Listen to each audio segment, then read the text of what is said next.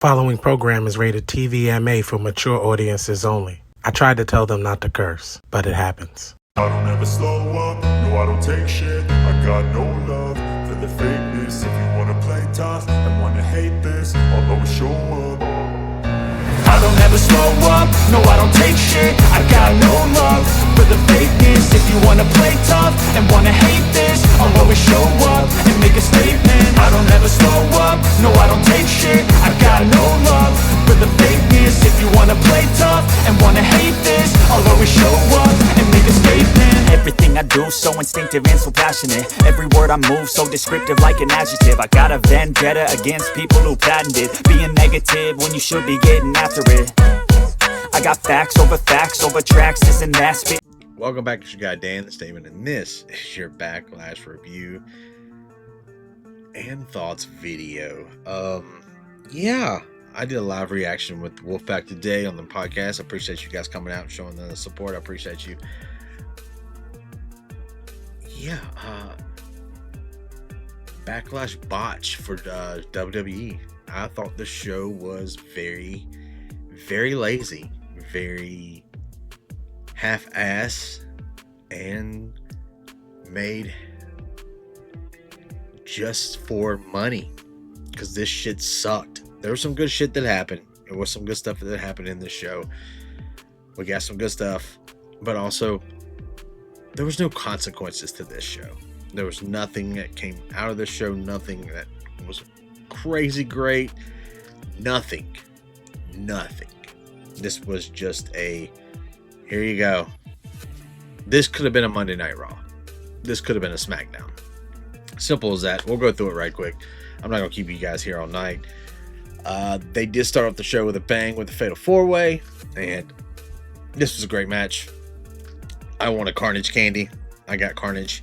I got Destruction. Not too much. I wanted a lot more. I wanted a train wreck. I wanted a dumpster fire. We got a semi for that. You know what I mean? Ended up Drew and Priest went off into the crowd. Did a high table spot in the crowd, and that left LA Knight and Jacob Fatu. LA Knight got the better of Jacob, put him on this commentator's desk, and then he went up on the rope to go give him an elbow, and guess who showed up? Solo pulls Jacob off the table, and this is what I love. Solo looked like he was back in charge. He had that demeanor, like he had the black gloves on. He was wearing nice clothes, trimmed, kept up. He looked like got his confidence back. And they just go back on SmackDown. Him and Jacob had a backstage thing where basically he's like, Jacob, I have no more soldiers. I have nothing. We need to know what play we're running. We need a game plan. And then Jacob basically snapped at Solo and said, no, I am the game plan. I'll do what I want. And Solo was like, all right. Solo is moving away from the ring. Here comes LA Knight. And over the barricade, he gets attacked by a debuting Jeff Cobb. Jeff Cobb. If you don't know who this man is, please go do your research. He is a beast.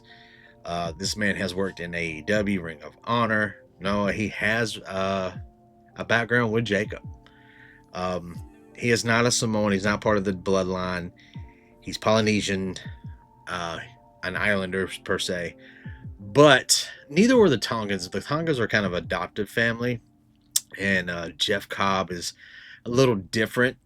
He was over in New Japan. He said he put out a tweet not too long ago, said he was retired. Nah. Anyway, he beats up on LA Knight, throws him in the ring. At this time, Solo looks over and Jacob is standing up. And Jacob looks at Jeff, looks over at Solo, and he doesn't know what to think. Nothing. He cannot say a word. Jeff's in between him and the ring. Solo's over here. And then Solo does like this, and Jeff moves. And Solo goes, go get it. Solo's back in charge. He's making moves. If Bronson Reed comes back, the Tongans come back, this is a setup for Solo's new group. I'm going to call them the Islanders. I know that's fucking easy and lazy, but you know what? So is WWE. Jacob retains his title. They go to the back. Good to go. This was a great match. Didn't have a problem with this match. The next one. We got these two. You guys will know I'm no fan of either one of these girls, but I will say this. They gave them time. Valkyria pulled out some of her old movesets and did some new stuff that I didn't think that she could do, and she did do. It was entertaining. There was no fuckery. There were some botches, but you know what? It is what it is. This was what I was going to call my bathroom break match, and that's pretty much what it was. It was decent. I'm very surprised that let Valkyria keep her Intercontinental title. So I didn't really have anything positive or negative to say. It was just a match. This match right here, look, I'm not big on the celebrity versus a wrestler concept, but everyone loves Pat McAfee. I love Pat McAfee. He's fun to listen to watch. He's very energetic, and the fans like him. He's got good charisma. Gunther is one of those old school bruiserweights, man, like bruisers. He just beats the shit out of people. I thought this was going to be a squash. It wasn't. It was actually very entertaining. I was very surprised at this. I got everything I wanted out of this. Still, does this need to happen? No, it does not. But Gunther got the win. This was my favorite match of the night. I love Penta. I've been watching Penta since he's been to almost every major company around the world. I started watching Lucha Underground. That's where I found him. AEW, now WWE. I love Penta. I am a huge Dom Mysterio fan. Was before he even became part of the Judgment Day. Look, this kid he's grown up in this business by two fathers. Get it? If you know, you know. This man has actually been in the wrestling business over 20 years. He made a comment one day, I could go into the Hall of Fame tomorrow. And it's true, he can. He's a bona fide Hall of Famer. I'm going to tout this music. Dom is a beast. I think he is a great performer. He is great in his character work. He is very good at character. Very good. His wrestling, he's gotten a lot better. I give this match a 9. I love this match. It was great. Fuckery did happen. He did win by interference from Grande Americano. Chad Gable. Thank you. It was to be expected, but I enjoyed it. I did enjoy it. Now let's get to the main event. I was okay with this match. I was having fun. I was all for it until the fuckery. Every time we had 3 referee spots. 3 where the referee got hurt. Spot spots. It fucking was ridiculous. I called it though. R-Truth did get involved. I love that. More on that. But unfortunately, John Cena is still our never seen 17 undisputed champion. I did love the match until the ending. I hated the ending with all the fuckery. I will say this.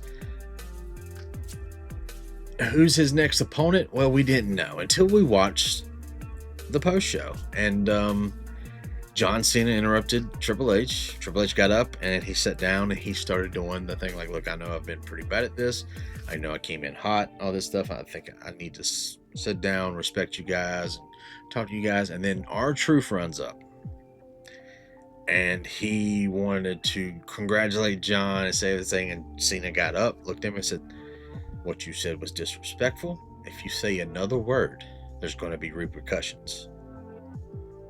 Don't say another word. He sits down and then Truth goes, but I just wanted, and then he AA's Truth in the post scrum through a table. Is this the next match? I don't know. Truth is he's a national treasure, guys, and I love R-Truth. He's from the city. He's from my city. But at the same time, is R-Truth and a Cena feud what I want? They've done it back in the day when Truth went heel with Miz, and that's how we got the birth of little Jimmy. I don't know if I'm ready for that again. I don't know if I'm ready for R-Truth, a serious match with R-Truth and John Cena. We were thinking that Goldberg was going to interfere with, the Gunther match. That didn't happen. No one interfered in this match. Well, we knew the rappers wasn't there. Travis Scott wasn't there. We knew The Rock wasn't there. I was like, maybe Cody will come out. Something. We don't know. So that's what I said. This was just a Monday Night Raw or a SmackDown. I love the opening match. I love Dom and Penta's match. This match was great until the ending, and that's what killed it. It killed it again. This is the same thing that happened at WrestleMania. The ending at WrestleMania killed WrestleMania. I enjoyed it. It's just all the fuckery. And this is lazy booking. This is, we got a show we got to get done. All right, let's just, here we go. And then you took Jey Uso and Logan Paul for this card and left it to 5 matches instead of 6. Now we're getting Logan Paul and Jey Uso at Saturday Night Main Event. Why? Because you know why? Because you can't sell tickets for that, and you want people to buy tickets for it, so that you had to put a title match on the card. So you chose Jey Uso. Don't get me wrong, cool for Jey Uso. He's in Madison Square Garden as the champion. So that's going to be great. But I don't know. It's just, this was not a fan event. It wasn't. I'm going to bitch about it, especially on Thursday. This show was balls. It was.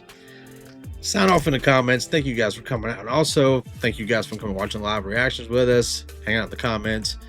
We appreciate you. I appreciate you guys coming back to the channel and rewatching. Like, shares, and comments. I love that stuff. And subscribe, guys. And I appreciate you. Have a good one. I can't contain it, I'm coming out with a statement. You really changed, man, all your music and arrangement. You don't know shit, shut your mouth, you can save it. I'm the same dude that got his come up from the basement. 100 songs, 100 weeks, didn't change it. Experiments, development, intelligence, and patience. I'll do it all again, cause I never feel complacent. Let's keep the good vibes, positivity's contagious. I'm never looking back, cause I made a life that's passionate. A college graduate suppressing all his talents, yeah. He found a